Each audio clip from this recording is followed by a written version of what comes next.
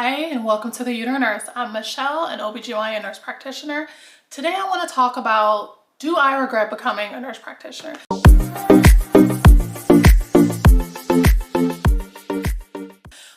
I found these kinds of videos really helpful when I was trying to decide whether to go back to school at all or what to go back to school for.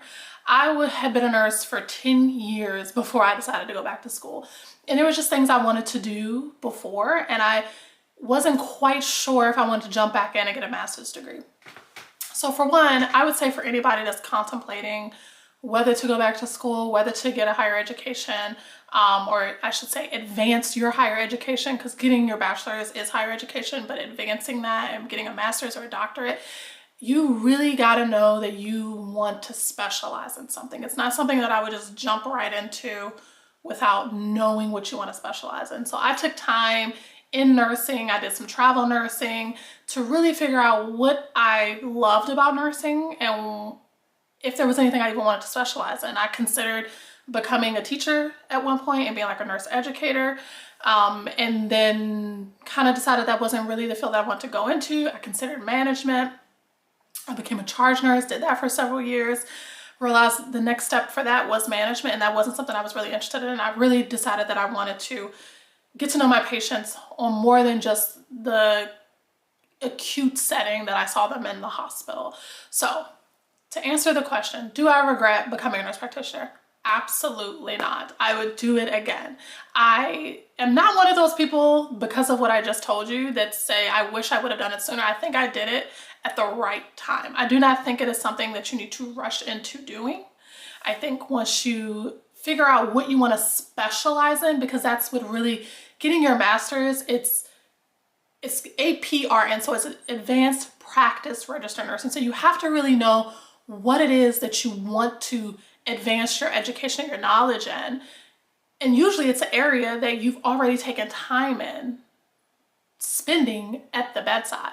So for me personally, I was a labor and delivery nurse for almost a decade, and I worked in women's health. I did postpartum care primarily prior to becoming a labor nurse, and I did that for several years as well. And that's where I got my charge nurse experience from. So when I decided to go back to school, I knew I wanted to work with patients in more of a long-term setting. I wasn't quite set on just women's health, even though women's health is my passion, but I was also open to just learning more. But I did come to the conclusion that I wanted to further my education. So I do not regret becoming a nurse practitioner. There's so many things I love about it. And one of the big things, like I mentioned, is being able to advance my knowledge within the area of specialty that I chose. And then also being able to spend more time with my patients. I do plan to make another video going over like my top 5 reasons why I think you should become a nurse practitioner. I am an advocate for this profession. No profession is perfect by any means. There are cons with whatever you do, but you kind of got to choose and weigh the pros and the cons. And I would by far say the pros for this profession far outweigh the cons, like they do in anything you do. Even if you work for yourself and you start a business, there's going to be cons associated with that.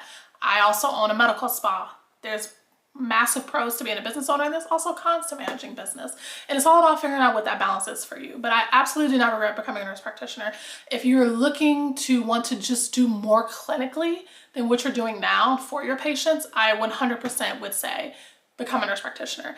But I would say knowing what area you want to go into before you decide to advance your knowledge in that specialty and getting a master's degree, because if you're getting a master's degree, you're really showcasing and telling the world that you are a master of this topic, or you want to be more well-rounded, well-educated, more knowledgeable about something. And so you kind of got to pick which area you go into. You know, nurse practitioners, unlike other advanced practice providers like physician assistants, you know, they kind of make you pick an area that you want to go into. I chose family medicine as my specialty because I was pretty much open to a lot of other things as well. And I happened to find an amazing job working in women's health, and it actually gave me a lot of variety in my position. And I'm more than happy to talk more about that too in another video if that's something you all are interested in, because I do get to do some surgical first assisting.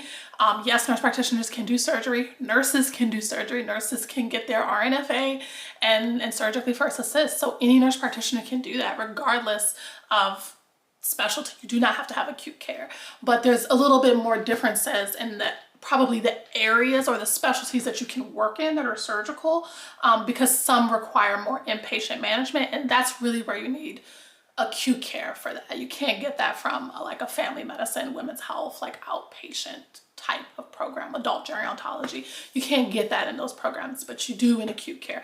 And like I said, I can mention more about that in another video if you guys are interested in that. I'm more than happy to talk about it, but I'm very passionate about the profession of nursing, period, as a whole.